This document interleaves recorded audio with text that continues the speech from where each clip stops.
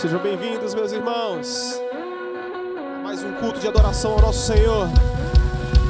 Celebra Ele.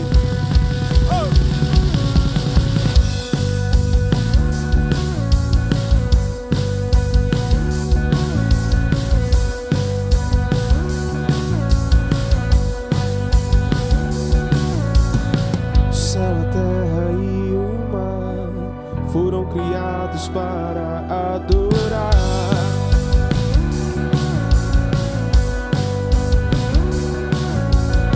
A vida e toda a natureza reverenciam sua grandeza.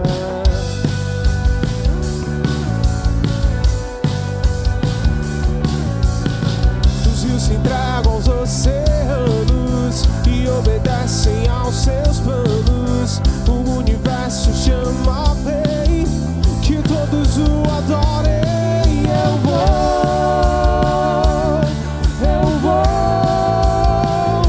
mergulhar meu coração nesse mar de gratidão. E eu vou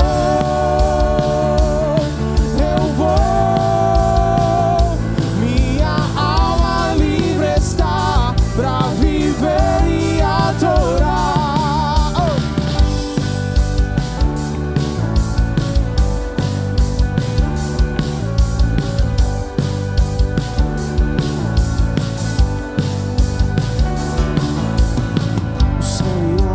Linda flor, criados foram para o seu louvor.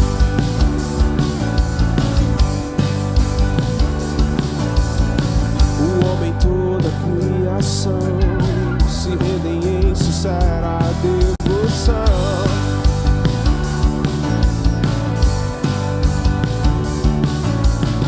Os rios se entregam aos oceanos e obedecem aos seus planos. O universo chama bem que todos o adorem. Eu vou mergulhar meu coração nesse mar de gratidão. E eu vou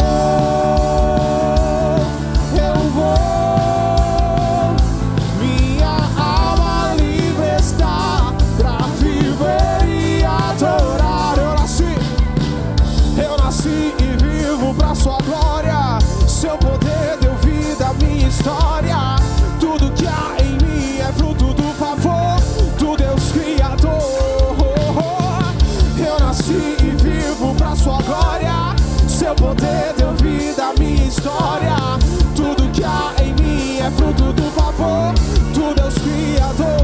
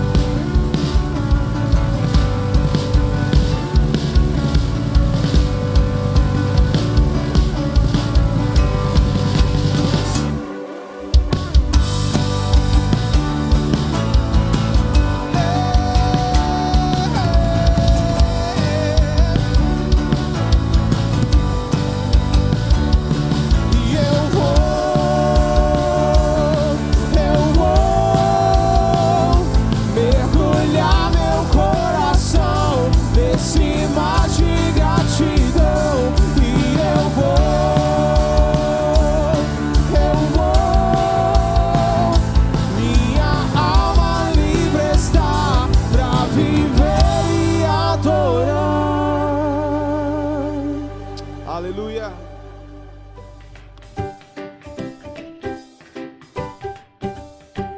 Olá pessoal, eu sou a Tia Rê e estou aqui para convidar você que tem criança em casa a acessar os nossos cultinhos. Todos os domingos nós temos uma nova história. Para isso é só você acessar o link que está na descrição dessa transmissão ao vivo no nosso canal no YouTube. Então, vem comigo! Oi gente, para quem não nos conhece, nós somos a família Camarote Bezerra e estamos aqui com muita saudade dos nossos cultos presenciais, mas também muito felizes porque a igreja não parou e nós estamos continuando assistindo aos cultos mesmo que online. E isso está sendo uma grande bênção para a nossa família. Estamos sempre aqui juntos, reunidos, assistindo os cultos do domingo, da quarta-feira. E isso tem sido muito bom para o nosso crescimento como família. É isso, meus irmãos. A igreja não para. Os trabalhos estão sendo realizados com doações de cestas básicas. A igreja toda envolvida, trabalhando sempre nesse propósito de ajudar os irmãos carentes. A Paula vai agora ler um salmo. Eu vou ler o Salmo 113. Aleluia! Louvem, ó servos do Senhor. Louvem o nome do Senhor. Seja bendito o nome do Senhor, desde agora e para sempre. Do nascente ao poente, seja louvado o nome do Senhor. O Senhor está exaltado acima de todas as nações e acima dos céus está a sua glória. Pessoal, que Deus possa guardar a vida de cada um de vocês e da família de vocês. Espero que estejamos todos juntos em breve. Bom culto a todos.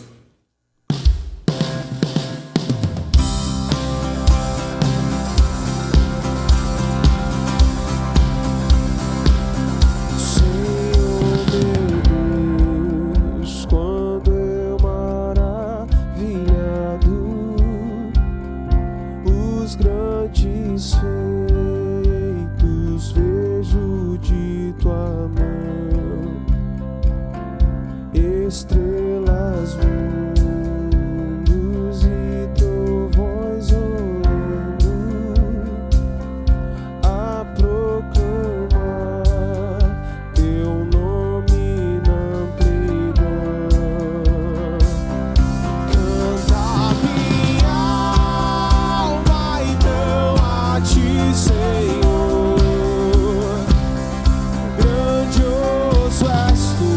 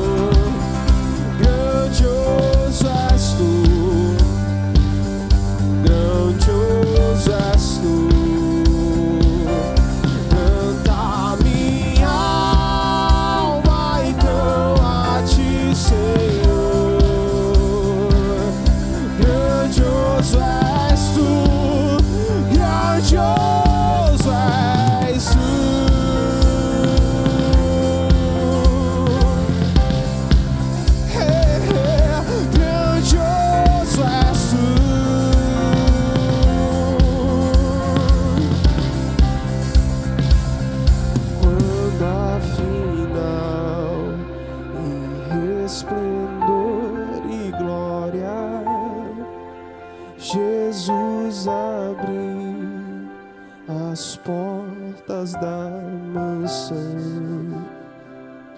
Eu hei de estar de joelhos entre os santos, na mais humilde e vera adoração. Canta minha alma, então a ti, Senhor. Grandioso és tu, grandioso és tu. Canta minha alma, então a ti, Senhor. Grandioso és tu, grandioso és tu.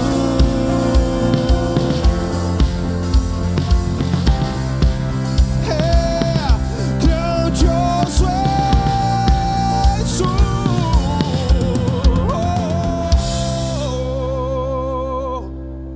Tu és grande, Senhor. Tu és grande, Senhor. Na cruz, ó Pai.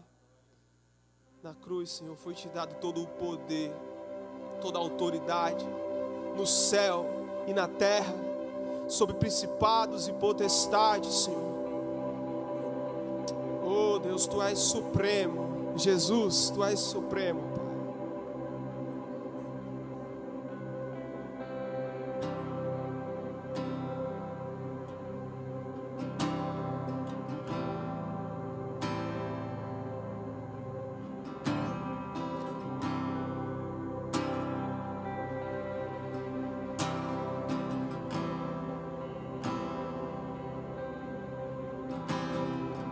Ele é a imagem do Deus invisível. Ele é Senhor sobre a criação, pois nele foram criadas todas as coisas, nos céus e na terra. Sejam tronos, soberanias, poderes ou autoridades, Ele é antes de tudo e a todos sustenta pela palavra, pois foi do agrado de Deus que em tudo Ele tenha supremacia.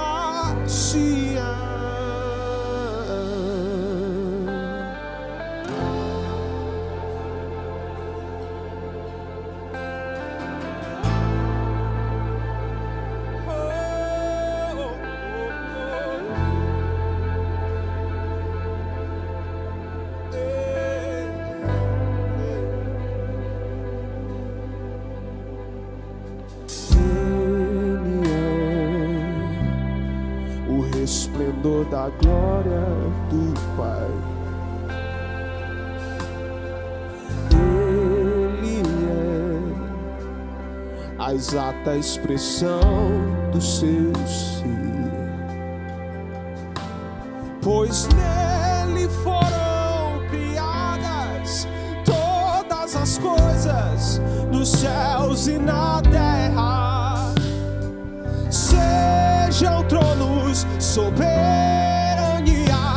poderes ou autoridades, Ele é antes de tudo e a todos sustenta pela palavra, pois foi do agrado de Deus que em tudo Ele tenha supremacia.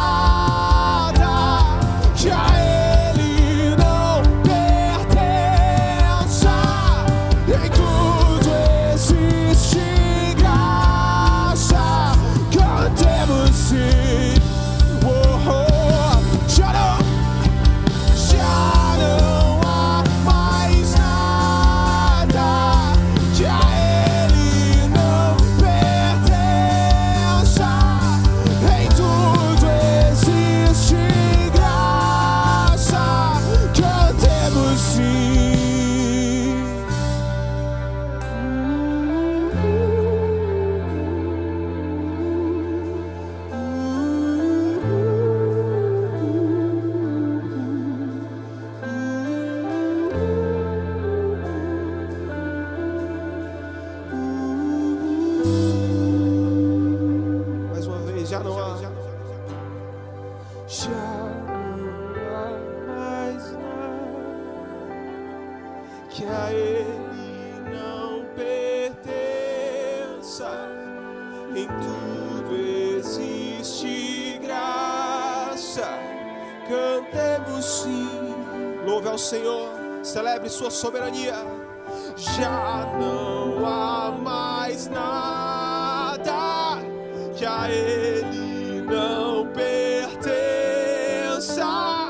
Em tudo existe graça. Cantemos sim. Aleluia, aleluia, aleluia. Que bom ser amado por um Deus soberano, acima de todas as coisas. Que bom ser sustentado por um Deus que não perde o controle da história e das circunstâncias. Em Ti depositamos a nossa confiança, Senhor. Somente em Ti, Deus.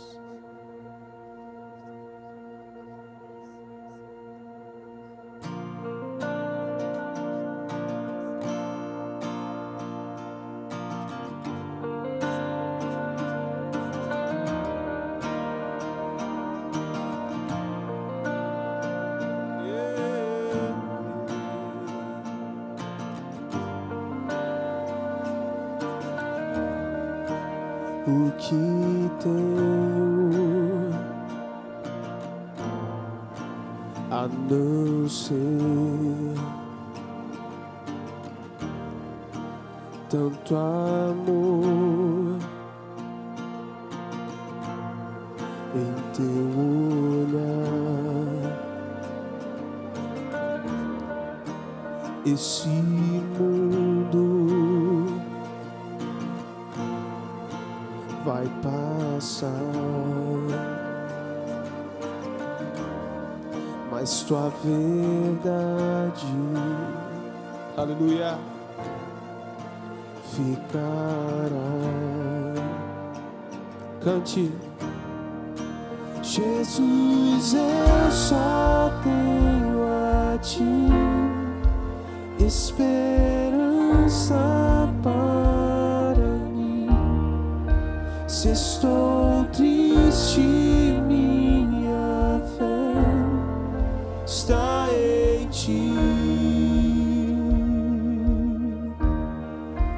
Tua mão sustenta os céus e sustenta o meu viver. Teu amor me guiará até o fim. O que tem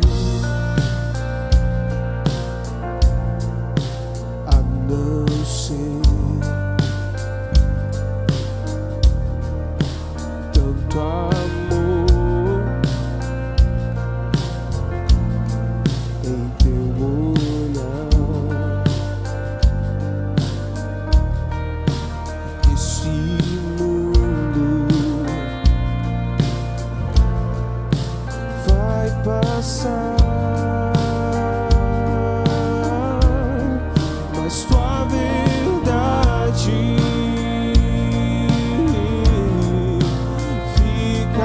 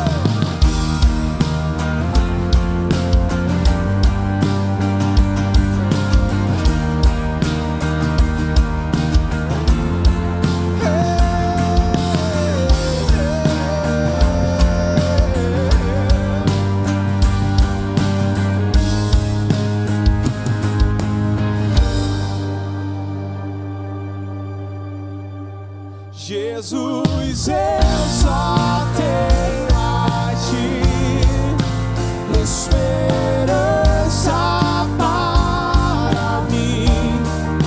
Se estou triste, minha fé está em ti. Tua mão sustenta os céus e sustenta o meu viver. Teu amor me guiará até o fim. Jesus, eu só tenho a ti. Jesus, eu só tenho a ti. Jesus, eu só tenho a ti. Jesus, eu só tenho a ti.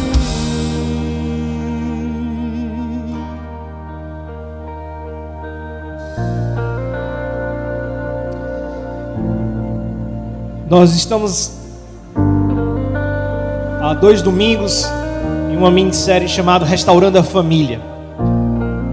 Hoje nós teremos a segunda mensagem dessa série.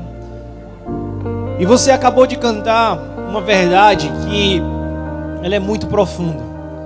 Jesus, eu só tenho a ti. Talvez você chegou numa situação em que você já apelou para tudo e para todos para tentar resolver a situação difícil em que você se encontra na sua família, no seu casamento. E Jesus Cristo está sinalizando para você hoje: você só tem a mim. Recorra a mim. Espere por mim. Confie em mim. Eu quero convidar você a juntos fazermos uma oração agora pela sua casa, pela sua família, pela vida dos seus filhos, pela vida do seu casamento. Nós sabemos que é complexo uma vida em família, não é fácil. Há quem diga que a família talvez seja uma das instituições que mais adoecem o ser humano. Eu não estou dizendo que isso não aconteça, mas colocar tudo isso na conta da família por causa muitas vezes da nossa incapacidade, eu acho isso uma covardia, porque eu acredito que família é projeto do Senhor. A família nasceu no coração de Deus. Eu quero orar pela sua família, orar pela minha família, orar pelos nossos casamentos, pelo seu casamento, pelo meu casamento, porque nós precisamos e necessitamos todos os dias de termos a nossa família, a nossa casa restauradas pelo Senhor. Faça essa oração comigo. Pai amado, em nome de Jesus, eu te peço em nome de Jesus, o nome que está acima de todo nome, que o Senhor, no dia de hoje, realize, ó Pai, um milagre, uma obra sobrenatural na vida, Senhor, dessas famílias que estão precisando de um toque teu, de restauração tua. Na vida, Senhor Deus, de homens e mulheres, pais e filhos, em nome de Jesus, nós confiamos em Ti, Senhor, e nós recorremos a Ti agora para te suplicar um milagre, Senhor. Faz jorrar, ó Deus, águas vivas, Senhor, da onde já secou, Pai, toda a esperança, aonde, Senhor, já se foi toda a fé de que é possível sim, Senhor, recomeçar, porque nós cremos que Tu és o Senhor que dá a oportunidade ao ser humano de refazer aquilo, Senhor, que Satanás, o inimigo das nossas almas, vem tentando destruir. Tira toda a cegueira, Senhor, dos nossos olhos, para acharmos, Senhor Deus, que é através do nosso esforço, da nossa força, Senhor, que nós vamos restaurar, ó Pai, aquilo que está quebrado, que são os relacionamentos. Senhor, nós precisamos de Ti. Abra os nossos olhos para enxergar essa verdade. Em nome de Jesus, nós te pedimos. Amém. Aleluia. Glória a Deus. Amados, você está vendo aí na sua tela, do seu celular, na sua televisão, duas contas da nossa igreja. Uma é aquela conta que você é convidado em todos os nossos cultos a fazer a sua contribuição através das suas ofertas e dos seus dízimos. Nós louvamos a Deus porque o Senhor tem abençoado a vida das pessoas, e os irmãos e as irmãs da nossa igreja, os membros da Nova Jerusalém, têm compreendido a importância de continuar a contribuir, a ofertar e a dizimar. É graças à sua contribuição, é graças à sua generosidade que nós estamos tendo a oportunidade de continuar a realizar a missão a qual o Senhor designou a IP Nova Jerusalém a fazer. Você também está vendo uma conta, que esta conta é para a nossa campanha da Cesta Solidária. Nós estamos muito gratos ao Senhor, porque através da nossa igreja, através da sua vida, nós estamos tendo a oportunidade de abençoar muitas vidas. Ontem o Senhor nos concedeu mais uma oportunidade de irmos ao sertão, levarmos cestas básicas para abençoar as famílias das pessoas que frequentam as nossas congregações da Pedra Aguda, Jaguarão, Lagoa Grande e também do núcleo da ABENGE, da nossa Associação Educacional Beneficente Nova Jerusalém, que funciona lá na localidade de Jaguarão. Tudo isso graças à generosidade do seu coração. Eu quero convidar você, no momento em que nós vamos ser conduzidos pelo louvor, a fazer a sua contribuição, que o Senhor esteja te abençoando em nome de Jesus.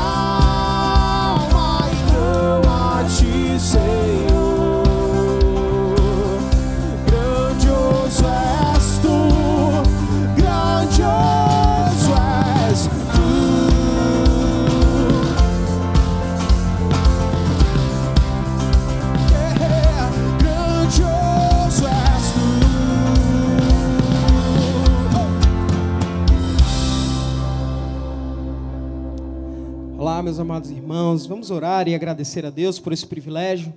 Senhor, nós te agradecemos, Deus, te agradecemos por esse privilégio tão grande, Pai, de entender, Deus, o privilégio do entendimento e a compreensão de que tudo é do Senhor e a gente te devolve aquilo que o Senhor tem nos abençoado de forma tão graciosa. Oramos, Deus, pela vida dos nossos irmãos que não estão podendo contribuir agora. Oramos, Deus, em meio a tudo isso que estamos vivendo, pela providência do Senhor, para que o Senhor continue providenciando o pão de cada dia, de cada um, Deus. Essa é a nossa oração em Teu santo nome. Usa a vida dessa igreja, Deus, usa a liderança dessa igreja com sabedoria, para continuar administrando aquilo que o Senhor está fazendo através dela, Pai. Amém. Meus irmãos, aqui é um tempo agora muito especial, para você que está nos visitando, você que está assistindo esse culto hoje, aí no YouTube, e não é membro da nossa igreja, esse é um momento que a gente separa especialmente para você. Na descrição do nosso vídeo aqui do YouTube, você vai ver um link para visitantes. Lá tem um cadastro, um questionáriozinho simples para você apenas nos informar seu nome. Nós queremos orar pela sua vida, a gente não vai ficar enviando nada que não seja relevante para você. Na verdade, o nosso interesse mesmo é de te conhecer e se colocar à disposição da sua vida para uma igreja que ora por você ou por qualquer outra coisa que você esteja precisando do nosso contato. E de uma forma muito especial, eu queria dizer que você é muito bem-vindo aqui também, né? A gente espera, quando tudo isso, a gente voltar aos nossos cultos presenciais, a gente espera de uma forma muito especial te conhecer aqui presencialmente. Mas se você está aí assistindo e é visitante, preencha aí, clica nesse link que está na descrição aqui do nosso culto hoje, tá certo? E agora a gente vai assistir o informativo com as informações da semana da nossa igreja.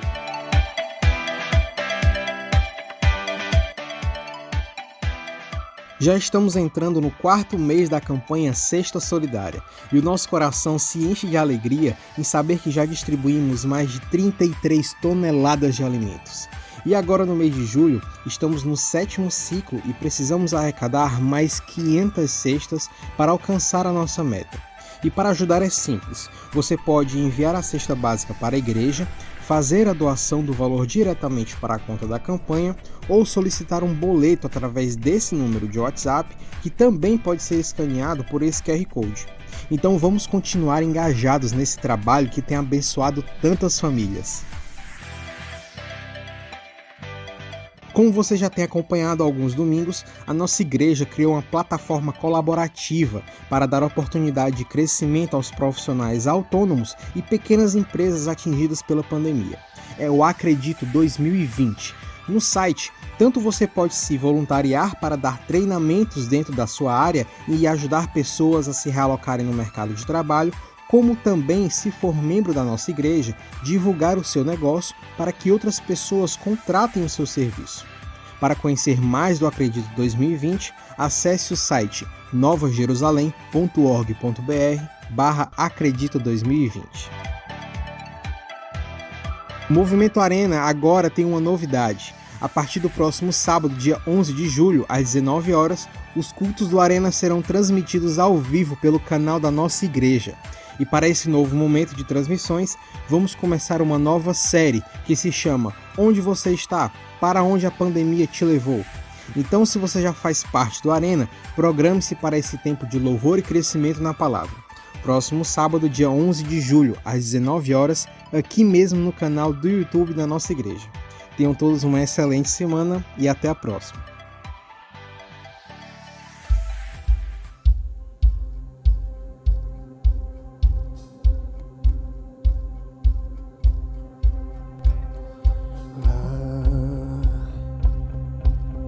No fim do horizonte, no canto mais distante lá, a tua mão está. Lá, acima do universo,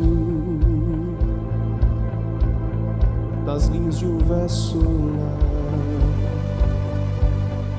tua mão está. Se eu for ao céu, ao mais profundo mar, a tua mão está. Ali tua mão está. Não sei se posso ver, mas além do meu olhar, a tua mão está. A tua mão está.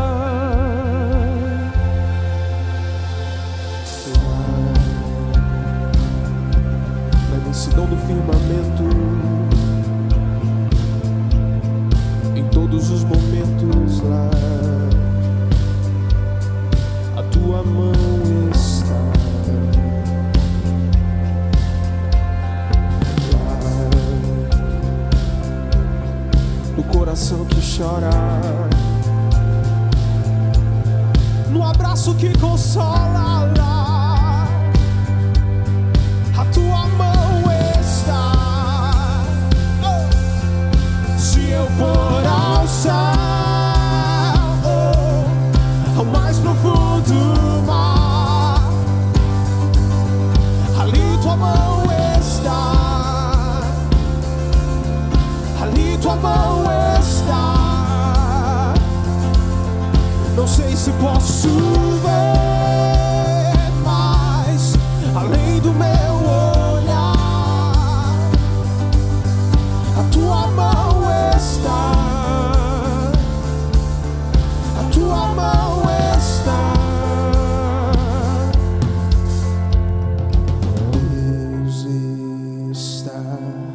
Quando amanhece, Deus está.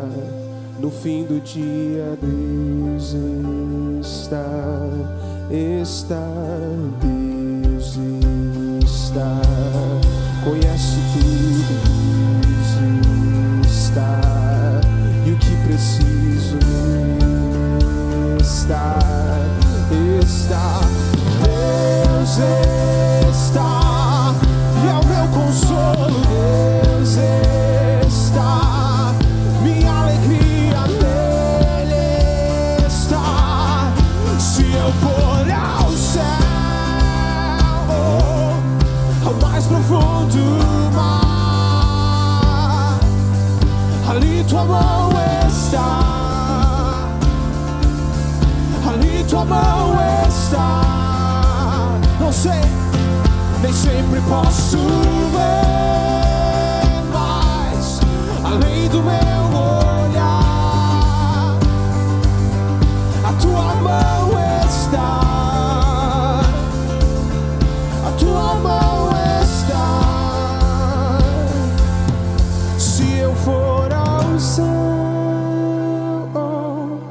ao mais profundo mar, ali tua mão está. Ali tua mão está. Nem sempre posso ver, mas além do meu olhar,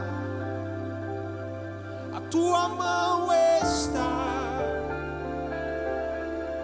A tua mão está.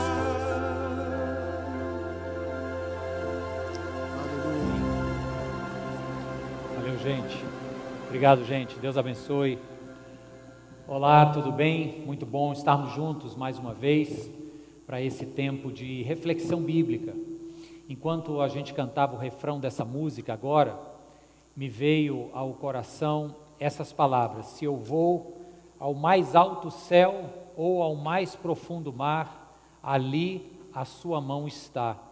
É interessante porque as famílias vão ao mais alto céu de convivência amena, prazerosa e gostosa, mas tem momentos que também vão ao mais profundo mar, caótico, escuro, denso, do conflito, das intrigas, das brigas, e é um consolo muito grande saber disso, que seja no mais alto céu ou no mais profundo mar, ali a mão do Senhor está conosco. Amém, gente?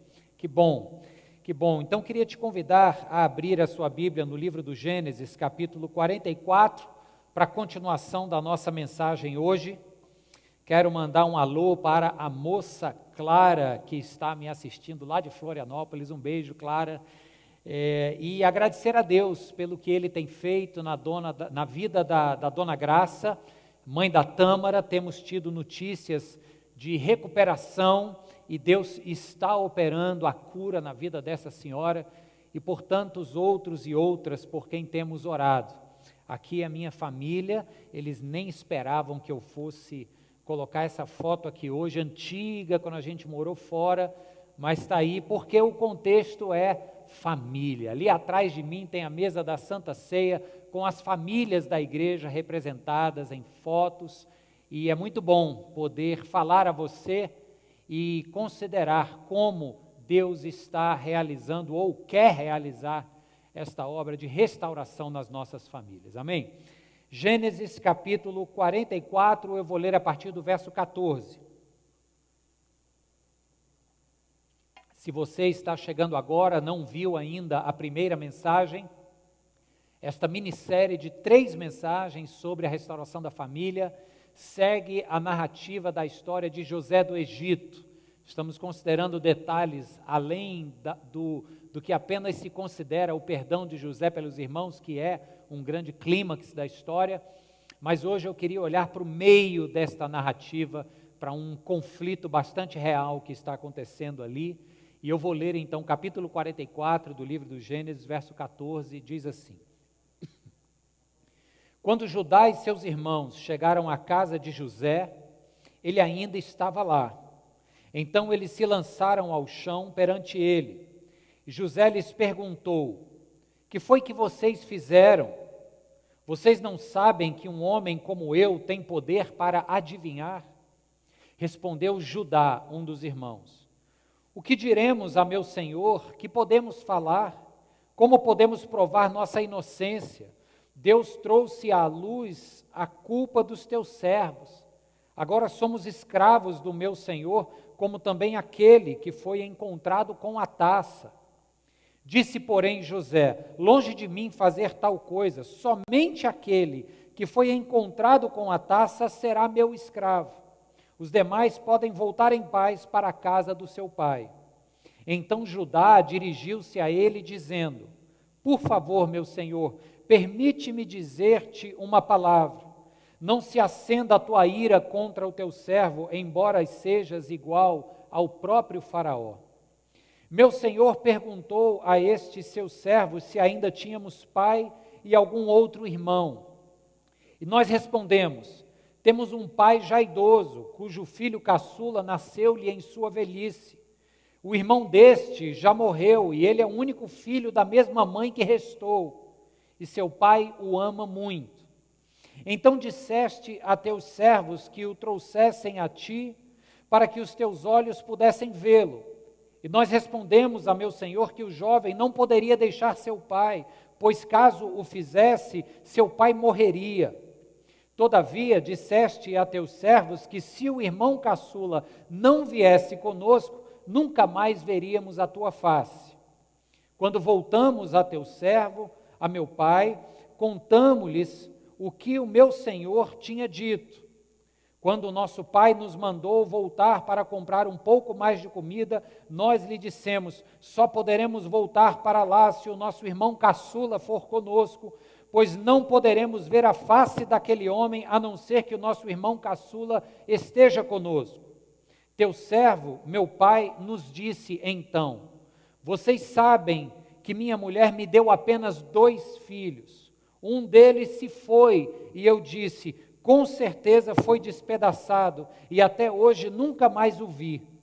Se agora vocês também levarem este de mim, e algum mal lhe acontecer, a tristeza que me causarão fará com que meus cabelos brancos desçam à sepultura.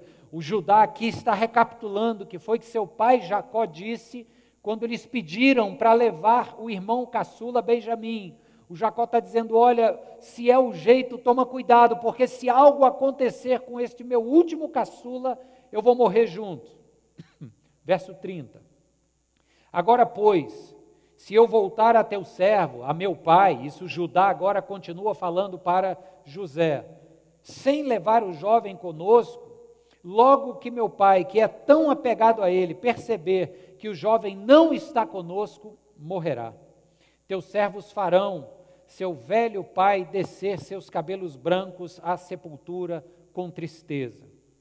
Além disso, teu servo garantiu a segurança do jovem a seu pai, dizendo-lhe: se eu não o trouxer de volta, suportarei essa culpa diante de ti pelo resto da minha vida.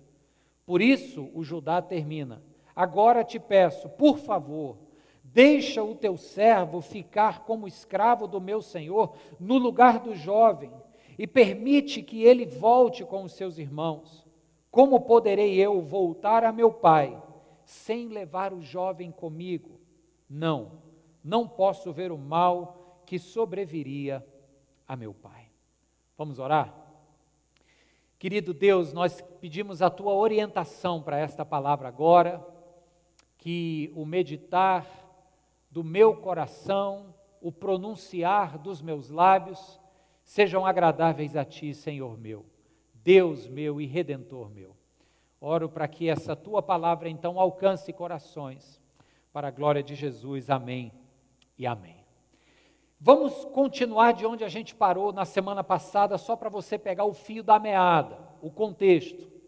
No capítulo 37, onde lemos, especificamente no verso 11, depois de toda aquela intriga entre Jacó e os seus 11 filhos que não gostavam do 12º, José, diz que se, por um lado, os irmãos de José não conseguiam mais falarem-lhe amavelmente, por causa do ciúme, da intriga, da ira, Por outro lado, verso 11 do capítulo 37 diz que Jacó refletia em tudo isso. Ele apenas ponderava, ele não tomava medidas, ele não era enérgico, ele não chamava a atenção dos filhos mais velhos, nem do filho mais novo, dizendo, peraí, senta aqui, vamos resolver isso. E você vê como esta omissão de Jacó resultou num drama de absurdos conflitos, de histórias que iriam dar ainda muitas voltas, mas que trouxeram grande pesar no luto que Jacó teve que observar pelo filho que ele achava ou que ele tinha certeza que estava morto. Então veja o problema de quando pais se omitem ao diálogo dentro de suas casas, ou, por analogia, quando cônjuges se omitem ao diálogo entre si. Enquanto os irmãos estavam ruminando ódio, ciúmes e distanciamento, o Jacó apenas olhava e observava. E isso pode ser um primeiro recado para nós, a título introdutório ainda, de que conflitos acontecem e que no meio desses conflitos é preciso que se tome uma postura, é preciso que se chame ao diálogo. As famílias têm esta dinâmica, nós falamos bastante sobre isso e cantamos aqui agora. Por momentos as famílias sobem aos céus e experimentam tempos prazerosos ao redor da mesa, uma viagem, algumas conquistas, nascimento de filhos, graduação desses filhos, boletim bonitinho que chega, são momentos de céu, mas também tem aqueles momentos que o cantor chama de abismo profundo do mar. Ele está citando o Salmo 139 e aí apresenta esse consolo para nós, que seja no mais alto céu ou no mais profundo mar, ali a mão do Senhor está.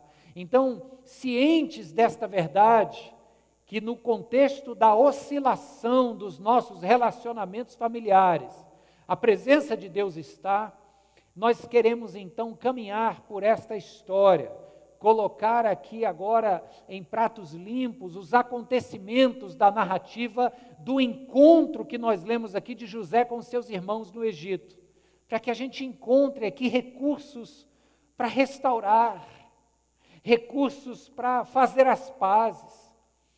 Aquele grande homem, um judeu chamado Viktor Frankl, um homem de uma grandeza imensa, sobrevivente dos campos de concentração na Segunda Guerra Mundial, ele escreve algo muito interessante sobre esta dinâmica de conflitos nos relacionamentos que forjam a história de quem nós somos hoje. Ele diz assim, que nós somos filhos do nosso passado, mas somos pais do nosso futuro. Não precisamos ser, contudo, escravos do mesmo. E muita gente vive como escravos do passado, ou talvez escravizados pelo medo de um futuro incerto ou potencialmente conflituoso. Mas aqui, o José é um bom exemplo para nós de alguém que optou em não ser um filho escravizado do passado que tinha. Na história do José, desde que paramos no domingo passado até aqui agora, muita coisa aconteceu. Você lembra que depois que ele é vendido para uma caravana de nômades que passa pelo Egito, que passa ali pelas terras de Canaã, ele chega até o Egito, ele é comprado como um escravo pessoal de um chefe da guarda do faraó chamado Potifar, vive na casa de Potifar, é injustiçado pela mulher dele, é uma trama longa, ele vai preso depois de alguns anos na prisão do palácio de Potifar, ele então é colocado na frente do faraó, que teve um sonho perturbador e que nenhum mago do Egito conseguia interpretar. José era um homem que tinha este dom de Deus sobre sua vida, ele interpretava sonhos, ele tinha discernimento. Ao interpretar o sonho perturbador do governador do Egito, o faraó, o José então apresenta uma solução, uma estratégia para que aquele sonho não se tornasse mais ainda em um pesadelo para o faraó. O faraó tanto gostou da estratégia de José que o colocou como governador de toda a terra do Egito, para fazer acontecer aquele plano que ele havia sugerido ao faraó. E essa é a grande virada na história, no enredo da vida de José. Da noite para o dia, ele vira escravo prisioneiro a um homem livre que governa toda a terra do Egito. O texto bíblico nos fala que o José tinha a autoridade de Faraó em si mesmo. Ele usava um anel, símbolo de poder dado pelo Faraó, tirado da mão do próprio governante. E em todo o Egito só havia um homem maior do que José, que era o próprio Faraó. Então, esta grande virada na vida de José fez com que ele passasse 7 anos de muita fartura, guardando trigo proporcional nos estoques de Faraó, porque depois desses 7 primeiros anos de fartura, e esta era a interpretação do sonho do soberano Faraó, viriam 7 outros anos de extrema pobreza e escassez. Pois, com 2 anos de escassez passados, a família de José, lá na terra de Canaã, já há muito tempo, o irmão já crescido, eles começam a passar necessidade, e ficam sabendo que existe um homem no Egito vendendo trigo. O pai Jacó manda que os irmãos, com exceção de Benjamim, que já era o segundo filho da mesma mãe que o Jacó teve, com a esposa que o Jacó teve, a Rebeca, com a qual ele teve José, ela só teve um outro filho, que agora era o seu caçula, Benjamim. O Benjamim ficou guardado, novamente era o queridinho de papai. Os outros irmãos seguem para o Egito para comprar trigo deste homem, Sefanate Paneia, que era um nome egípcio e que mal eles sabiam, era o próprio irmão. Só que agora, com um sotaque egípcio, falando um idioma egípcio, sem sotaque de hebreu, com vestimentas, com corte de cabelo, enfim, aquele semblante egípcio disfarçou muito bem a verdadeira identidade de José, que, ao olhar os seus irmãos que vieram numa caravana para comprar-lhe trigo, não se deu a conhecer para eles imediatamente, mas os reconheceu imediatamente. E então José começa um plano. Ele oferece, ele dá o trigo, ele vende, os irmãos vão de volta, mas ele exige que tragam o irmão mais novo. E para isso o José deixa um dos irmãos preso. Depois que eles convencem o Jacó, eles levam o irmão mais novo e o Benjamim vai. O José primeiro chora de maneira discreta, olhando o Benjamim, o irmão mais novo, ele sai do ambiente e chora de maneira ali comedida também no oculto. E aí ele manda todo mundo embora e no meio do caminho ele cria neste plano uma cena para que o Benjamim seja acusado de roubo. A taça real de José é enfiada pelos seus servos na bolsa do Benjamim, e quando eles estão de volta, já na segunda viagem para Canaã, os oficiais do José vão lá, pegam a taça e dizem, está todo mundo preso. E quando eles voltam, chegamos no capítulo 44. No capítulo 44, então, os irmãos estão desesperados porque o José diz, não, só quem vai ficar preso e que vai virar meu escravo é aquele na mochila de quem tiver sido encontrado a taça. Onde a taça foi encontrada? Foi na mochila do Benjamim. Então Benjamim vai ser meu escravo. Aí o Judá se apavora, porque o Judá diz, e é o que nós lemos, eu prometi a meu pai que eu teria a imensa responsabilidade de levar Benjamim de volta. Por favor, não faça isso. E essa é a trama que nós estamos analisando hoje.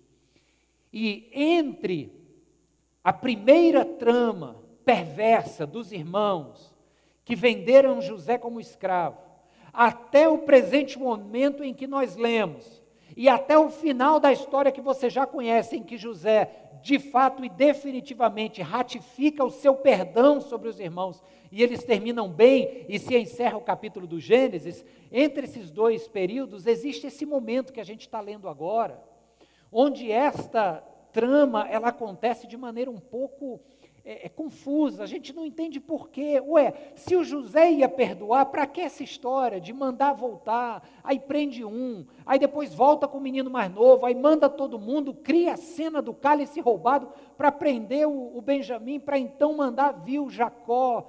Existem algumas coisas, alguns eventos, no mínimo curiosos acontecendo, e é aqui, queridos, onde se insere na história um conceito judaico muito importante, que é o conceito de Shuvá. Shuvá significa literalmente arrependimento. Mas arrependimento, na mentalidade bíblica, tanto do Antigo como no Novo Testamento, tem a ver com regresso, retorno. Você vê, por exemplo, no Novo Testamento, a palavra traduzida que traduz arrependimento, a palavra metanoia, é a mudança de mente. É aquele corpo que se dirige em uma direção, mas quando tem uma metanoia e a mente muda, ele dá uma volta. Por isso que a gente diz conversão. O sujeito se converteu, por quê? Porque ele mudou de direção. Ele estava indo, mas agora ele está voltando. A expressão shuvá no hebraico tem essa mesma ideia de retorno. Por exemplo, quando os profetas vão falar para o povo rebelde, idólatra, promíscuo, ao longo de toda a literatura profética do Antigo Testamento, você vê os profetas dizendo: arrependam-se dos seus pecados e voltem-se para Deus. É uma redundância proposital, é uma figura de linguagem que comunica ênfase. Voltem e voltem, é um duplo shuvá, arrependam-se de seus pecados e voltem. Quando o profeta Jeremias diz que depois de 70 anos do castigo de Deus, onde o povo estaria cativo nas terras da Babilônia, ele diz: depois de 70 anos, Deus vai fazer vocês shuvá, vocês vão voltar para a Terra Santa. Então esse conceito de arrependimento é muito importante aqui agora nessa história, porque nós estamos tratando com um grupo de irmãos que tinha uma culpa pesada sobre seus ombros. O rabino Jonathan Sacks, ele diz que o arrependimento é uma atitude quanto ao passado e uma decisão quanto ao futuro. O arrependimento é absolutamente central, é de central importância para que o ambiente do perdão se concretize. E agora nós vamos ver então o título desta mensagem que você já deve ter visto aí no YouTube. As 3 características ou as 3 marcas de um arrependimento genuíno. Porque no final das contas é exatamente o que está acontecendo aqui no texto.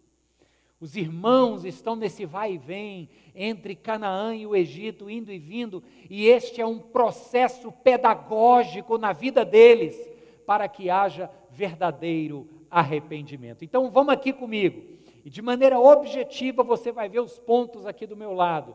Primeiro, queridos, para o verdadeiro arrependimento acontecer, nós precisamos de reconhecimento. Reconhecimento de quê? Do próprio erro. Não dá para ter arrependimento genuíno se eu achar que não fiz nada.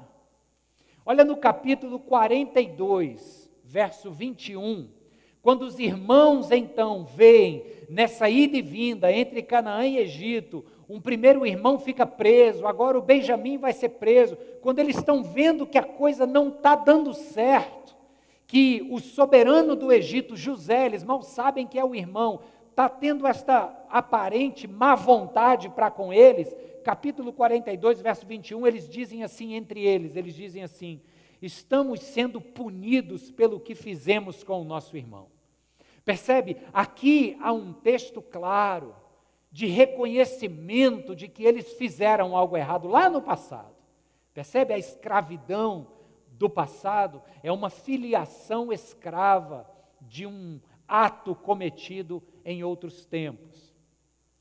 Neste mesmo capítulo 44, no verso 16, eu já li, vou ler de novo. Quando o Judá fala a José, ele responde dizendo assim: o que diremos a meu senhor, o que podemos falar?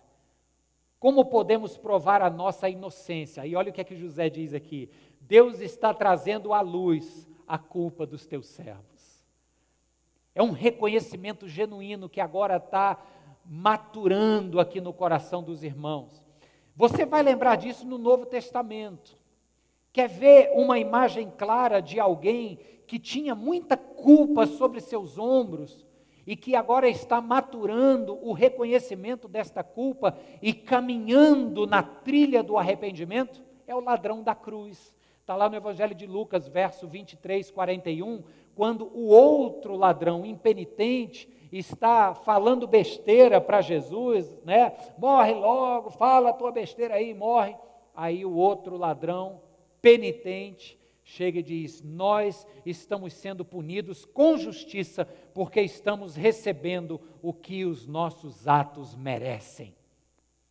Então, um arrependimento verdadeiro começa por essa compreensão de que nós erramos, por este reconhecimento. Só que a gente vive em dias onde o reconhecimento ele é extremamente dissaboroso, porque a gente vive em dias de narcisismo e de arrogância individual. No modo natural, as pessoas são boas demais para se admitirem erradas. É aquela velha história do sujeito que não está querendo admitir que errou. Por que ele não admite que errou? Porque a sociedade na qual ele vive não concebe pessoas frágeis o suficientes para dizerem: errei, fiz besteira. Se você fala isso, é possível que você seja exterminado da competitividade do teu ambiente de trabalho. Se você fala isso, é possível que você seja mal visto no teu ciclo social como alguém fraco, que erra. A gente vive em dias de tanto narcisismo e arrogância que admitir-se errado é um convite dissaboroso. Mas eu insisto, e vamos já mover para o segundo ponto. Neste primeiro ponto, nós precisamos de reconhecimento de que nós erramos. Amém, queridos? Segundo ponto que está aqui na história de José e que me ajudou muito a entender o porquê dessas indas e vindas dos irmãos na direção de Canaã, do Egito, leva um irmão, traz outro irmão, fica um preso, é porque nós precisamos, em segundo lugar, de empatia, para nos colocar no lugar do outro, empatia para sentir a dor do outro ofendido. E olha como isso está presente aqui no texto. Talvez você nunca tenha se dado conta, eu nunca tinha me dado conta disso, até estudar, insistir e descer um pouco mais profundo. A empatia, ela é algo que acontece quando a psicologia, por exemplo, tem um recurso interessantíssimo e muito eficaz para propor esta relação de empatia com a dor do outro. Chama-se inversão de papéis. Vou te dar um exemplo aqui no cinema. Quem assistiu o filme Dançando com os Lobos, ou Dança com Lobos, nem me lembro qual é o título. 1990, né? Quem disser que viu aí está revelando a idade. 1990, o Kevin Costner, ele é um oficial da cavalaria norte-americana durante a Guerra Civil. John Dunbar é o nome do oficial.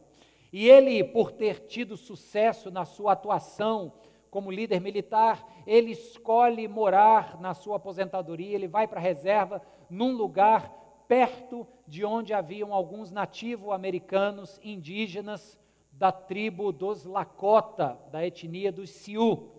E ele, convivendo ali, estabelece uma amizade. E você deve lembrar, mesmo não sendo conhecedor da história norte-americana, como eu não sou, mas você deve lembrar que havia uma grande inimizade entre os que na terra já habitavam e entre os outros que vieram dominar a terra e explorá-la. Né? Essa história não é nova. No processo colonial de cada país tem um pouco desta mesma história. Então, nesta animosidade entre os indígenas e o exército norte-americano, o oficial Dunbar, que é o protagonista do filme, começa a questionar o porquê da inimizade e começa a conviver de maneira amena, pela proximidade geográfica da sua casa. E ele começa a se relacionar e ele se apaixona por uma moça da tribo. E o final do filme, o filme é muito antigo, então vou dizer o final, tá? Spoiler total. Ele praticamente se torna um indígena. não por nascimento, mas por escolha. Ele vive, ele inverte os papéis, a reversão de papéis aí acontece paulatina e gradualmente ao longo do filme, e agora ele está contra o exército hostil, que um dia ele serviu, porque agora ele foi capaz de sentir a dor do outro. Deu para entender? Tem um outro exemplo muito forte na história da humanidade, de inversão de papéis, que é na Segunda Guerra Mundial. Na Alemanha, quando acabou a Segunda Guerra, em 1945, semanas após ali, o mês de abril, após ter encerrado a guerra, o exército britânico invade ali o campo de concentração de Bergen-Belsen, e ele vê aquela montoeira de cadáveres dos judeus que foram dizimados, e o exército britânico obriga os soldados nazistas que lá estavam e os habitantes das cidades vizinhas alemãs que faziam vista grossa para o que acontecia no campo, obrigaram todos a irem para lá, pegar daquela pilha de cadáveres, um por um dos cadáveres, e jogarem numa cova coletiva e então fazerem um sepultamento. Coloque-se agora na mente ou no coração de um nazista que ocasionou aquela morte. Ele próprio agora está tendo que pegar ali com a mão dele o cadáver esquálido de um judeu sacrificado e provendo para ele um sepultamento. Então, nesta inversão de papéis, a gente vai atrás de sentir a dor que o outro sente.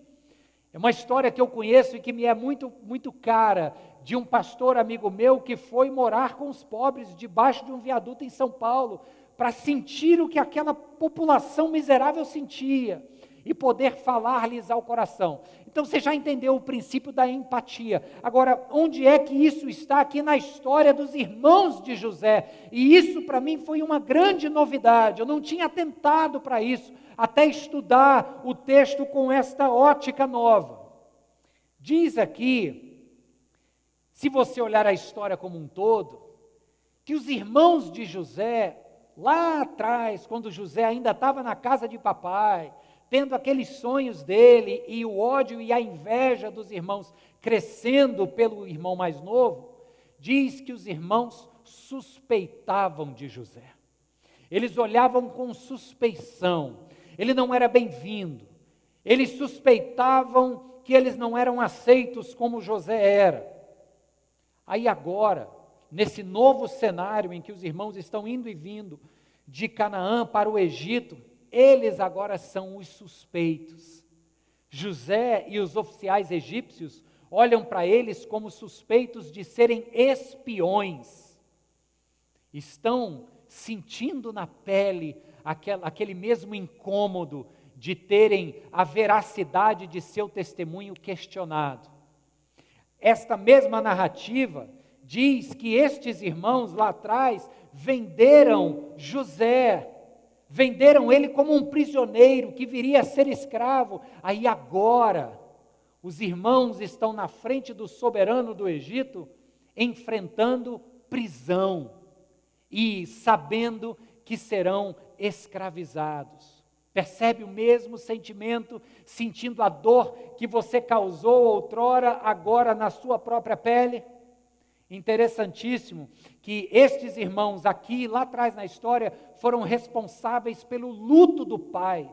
É muito importante neste arranjo social familiar a figura do pai. Se tem uma coisa que os povos antigos, especialmente do Oriente Médio, até hoje, vão zelar com muito esmero, é pelo cuidado com o ancião da família. Não se quer desagradar um ancião em hipótese alguma, pois esses filhos foram os agentes da maior dor que o Jacó sentiu, a dor do luto. E agora, nesse novo momento da história, em que o José está dizendo, Benjamim vai ficar preso, eles estão tendo que voltar para serem de novo os emissários de uma nova notícia em que vai fazer o Jacó praticamente morrer para a vida, né? Se é que existe isso, morrer para a vida. Então você percebe que aqui essa coisa da inversão de papéis está muito forte. Os que suspeitavam agora estão sendo suspeitos. Os que venderam o irmão como escravos agora estão prestes a serem presos e feitos escravos. Só que, hoje em dia, é muito difícil para nós querer viver ou buscar intencionalmente esta empatia, sentir a dor do outro. Por quê? Porque a gente vive numa sociedade de prazer.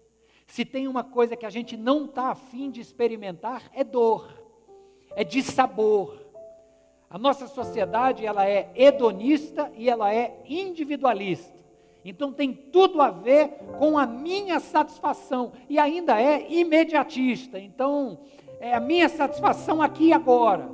Aí um convite para o verdadeiro arrependimento, me falar que eu tenho que passar pela dor do outro, viver o que o outro viveu, isso é extremamente desagradável, isso é fora de moda para a moda que a gente vive chamada hoje. Mas é uma condição inevitável e inescapável para termos um genuíno arrependimento. É a empatia, a capacidade de nos enxergarmos no lugar do outro. Transpõe isso tudo para a realidade da tua família. Você que, em primeiro lugar, você já viu que tem que se compreender faltoso, assumir a culpa.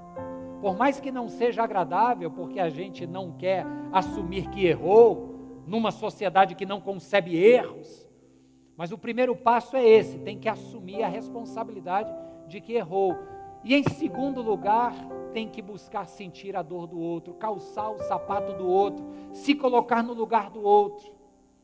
Bem, eu falei isso e a pessoa não gostou. Como é que eu me sentiria se eu tivesse ouvido outra pessoa falar isso para mim? Isso é ser empático, é sentir o azedume que o outro sentiu quando você o feriu, percebe? Mas são três marcas de um arrependimento genuíno. E nessa terceira marca, o Judá é o protagonista. Eu vou chamar essa terceira marca de que nós precisamos de um novo agir. Num primeiro momento a gente precisa de reconhecimento, no segundo de empatia, no terceiro momento a gente precisa de uma nova ação, de um novo agir. E olha o que é que o Judá faz aqui. Por que que ele protagoniza esse momento? Porque se você lembrar, talvez você não lembre, mas eu vou refrescar sua memória. Lá no capítulo 37, quando José está jogado no fundo da cisterna, os irmãos ainda estão decidindo se vão matá-lo, se não vão matá-lo, se vão deixar ali e vão embora. O Judá vem em cena, capítulo 37 do Gênesis. É o Judá quem tem a ideia de vender José como escravo para o Egito. É dele essa ideia. E agora, veja no capítulo 44 que nós lemos, se a situação não é mais ou menos a mesma, porque estava lá Judá, os seus outros 10 irmãos, e o Benjamim estava não numa cisterna, mas estava numa prisão, na prisão de José. E o José diz assim: olha, podem voltar para casa, só quem vai ficar escravo aqui agora é aquele na mochila de quem a taça foi encontrada. Então é o Benjamim que vai ficar escravo.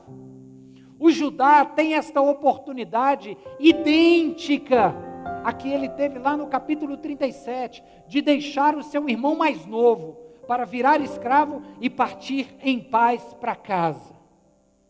O José está propondo a mesma coisa para Judá. Podem voltar, vocês e seus irmãos voltem. Quem sou eu? Eu não vou prender vocês todos, vou prender só o ladrão, e o ladrão é aquele mais novo. Aí olha o que é que o Judá faz, presta atenção. Verso 33, Judá está suplicando a José o seguinte: peço isso agora, por favor, deixa o teu servo ficar como escravo do meu senhor, no lugar do jovem, e permite que o jovem volte com seus irmãos. Como poderei eu voltar ao meu pai sem levar o jovem comigo? Queridos, Judá está tendo aqui um novo agir.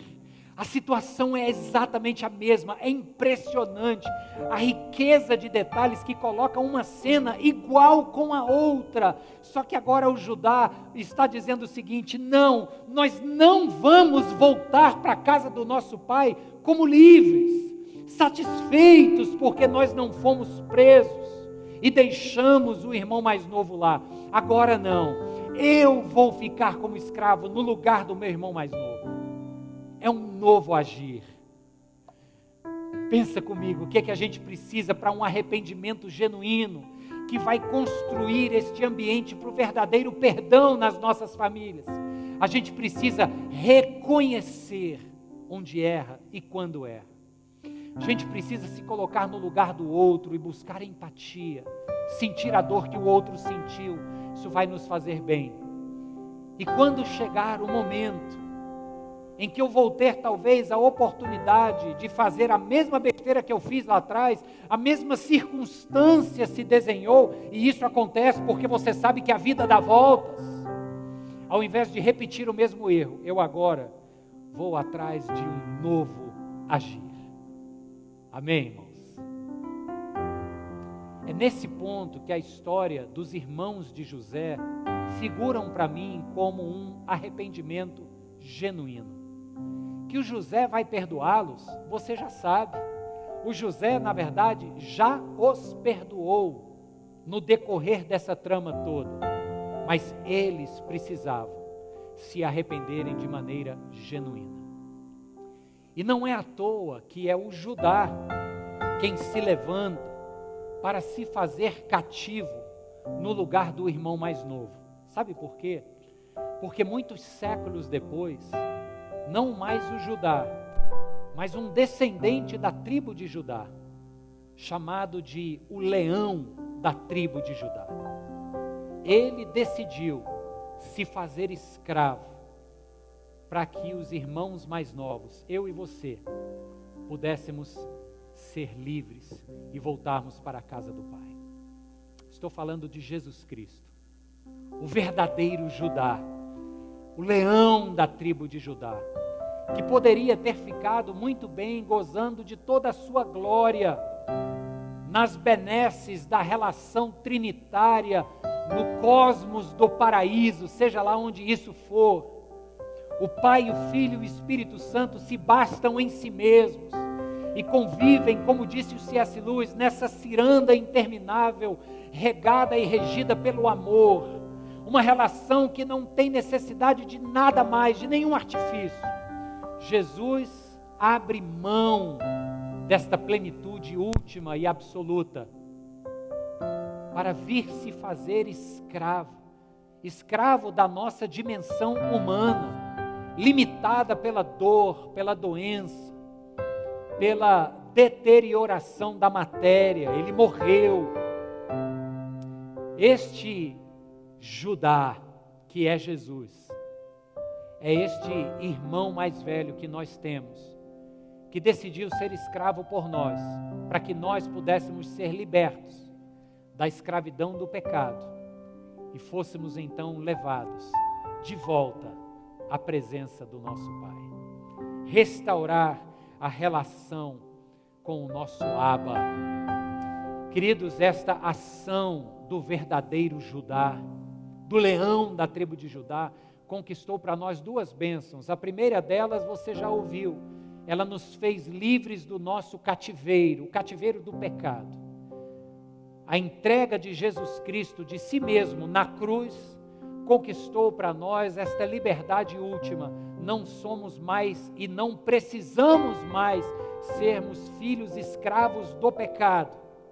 Seremos agora pais do nosso futuro, libertos e coautores com Deus que está no rumo da história. Essa é a primeira bênção que o leão da tribo de Judá conquistou para nós. Mas pela grandeza do seu perdão para conosco, ele também conquistou uma segunda grande bênção, que é a capacidade de fazer de mim e de você pessoas que se arrependem no curso da caminhada. Porque não é apenas receber o perdão de Deus e gozar a vida eterna. é também se arrepender das besteiras que a gente faz aqui na direção do outro.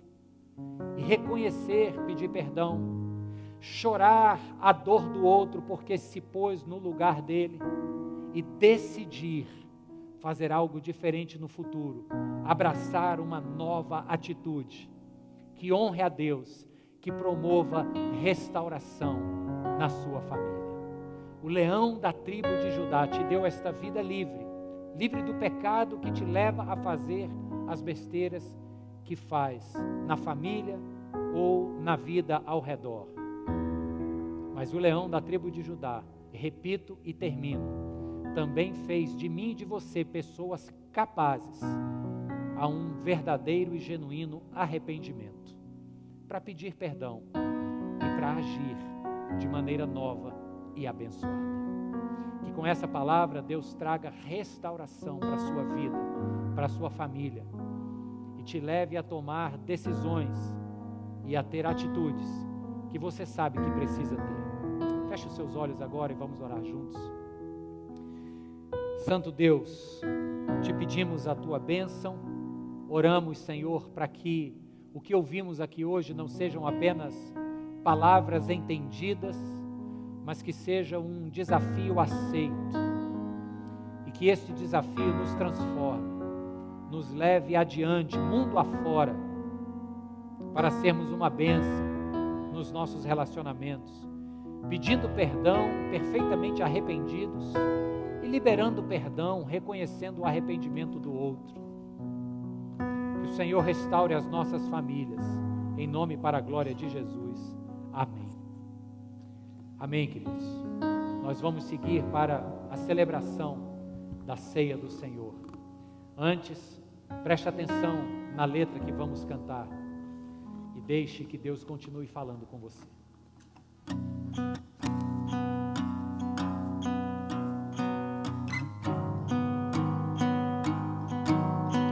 Eu quero apresentar para vocês a cantora Letícia, uma princesa linda do Senhor. Está conosco desde pequenininha, né, Letícia? Aqui na nossa associação. Fez aula de música, fez aula de jiu-jitsu, tudo que você pensar de aula ela fez. E é muito bom estar com você aqui, Letícia. Deus te abençoe.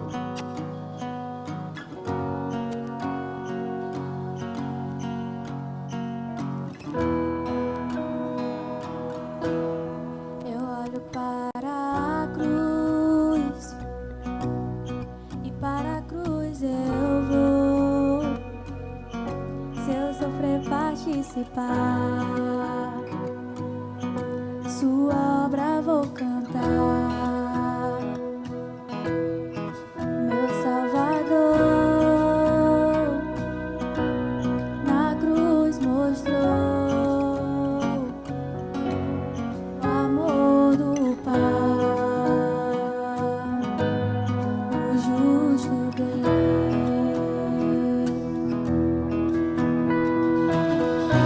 Pela cruz me chamou, gentilmente me atraiu e eu, sem palavras, me aproximo, quebrantado o seu amor.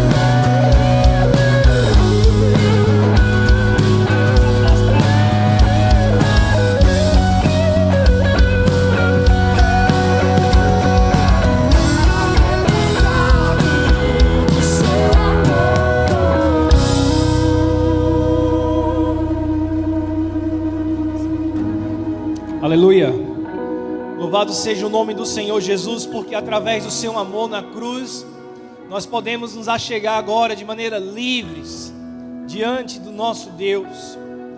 E o seu sacrifício na cruz por nós hoje está aqui representado pela ceia, o pão, o seu corpo que foi entregue, o vinho ou suco de uva, que representa o sangue de Cristo que foi derramado na cruz por nós, nos dando a oportunidade de sermos reconciliados com o Pai.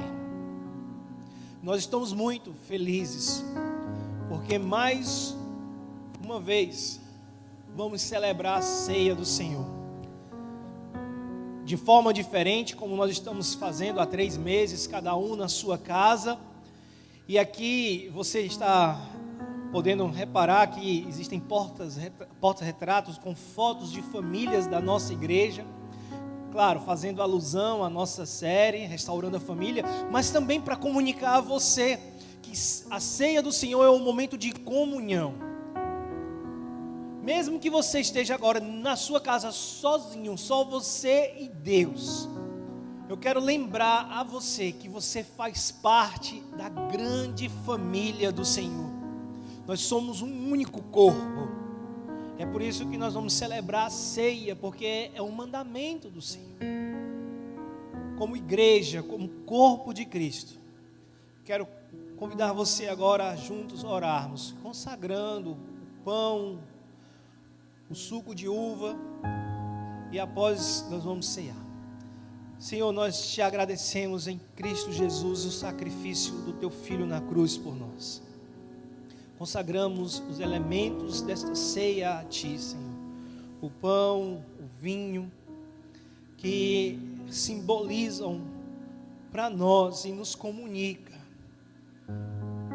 que o Senhor se entregou de corpo e alma e nos deu a oportunidade de hoje, em Cristo Jesus, sermos chamados filhos de Deus. Em nome dele nós oramos e agradecidos dizemos amém. Amém.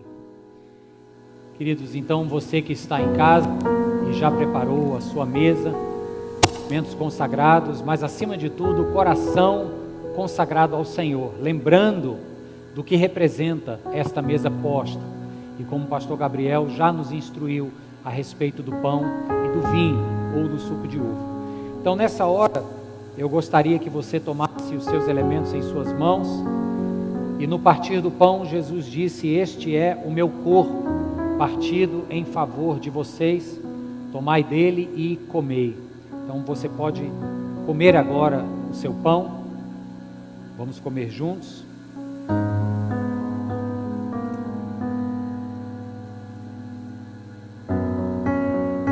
Tendo ceado, após haver ceado, a palavra de Deus nos diz que Jesus tomou do cálice, deu graças e disse: este é o sangue da nova aliança, tomai todos e bebei em memória de mim.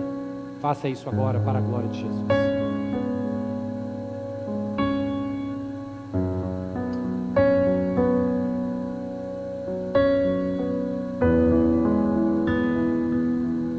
Obrigado, meu Deus. Mais uma vez te agradecemos, Senhor, por esse tempo de celebração da ceia. Nós pedimos que a tua graça nos alcance, que seja, Deus, uma semana de restaurações, porque hoje estamos sendo lembrados que a maior de todas as restaurações o Senhor já fez por nós na cruz do Calvário. Oramos em nome de Jesus e todos dizem amém, amém. Glória a Deus. Irmãos, eu vou continuar e obrigado, pastor Gabriel. Eu tenho um recado para trazer a vocês sobre a nossa associação educacional e beneficente Nova Jerusalém, a ABENGE. A ABENGE está com as atividades suspensas porque a gente recebe um contingente de crianças da comunidade oferecendo alimentação, esporte, cultura, lazer, educação formal, educação cristã. Então essas crianças ficam de segunda a sexta-feira, os 2 períodos conosco. Os períodos são alternados com o período da escola. E as atividades estão logicamente suspensas desde que começou a quarentena em função da pandemia. E em função disso, muitas pessoas esqueceram ou deixaram para depois a quitação de seus boletos de pagamento, da taxinha. Sabe aquela taxa que você ajuda a manter a Abend?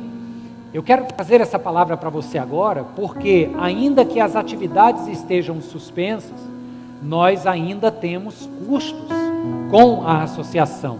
Então, se você já apadrinha uma criança,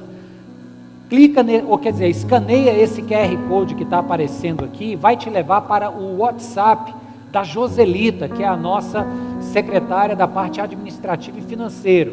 E a Joselita vai poder atualizar os boletos, que porventura você não tenha pago, ou se você nem sabia que isso acontece aqui, são quase 160 crianças, e eu quero te encorajar a ser padrinho de uma delas, ou madrinha.